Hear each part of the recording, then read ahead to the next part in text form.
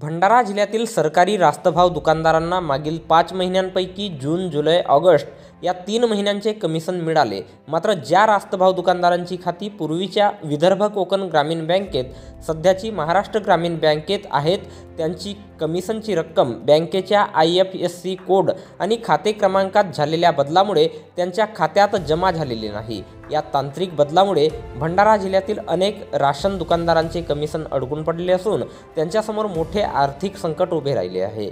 या अत्यंत गंभीर परिस्थितीमुळे अनेक दुकानदारांवर आत्महत्या करण्याची वेळ आल्याचे बोलले जात आहे।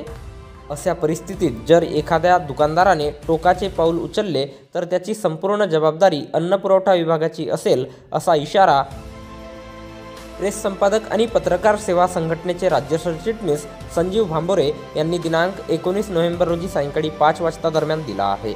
भंडारा जिल्ह्यातील सर्व बाधित दुकानदारांची जिल्हा पुरवठा विभागाकडे मागणी आहे की विभागाकडून मंत्रालय स्तरावर तात्काळ कारवाई करून थकीत 3 महिन्यांचे कमिशन त्वरित त्यांच्या खात्यात जमा करण्यात यावे, जेणेकरून राशन दुकानदारांना लवकरात लवकर दिलासा मिळेल।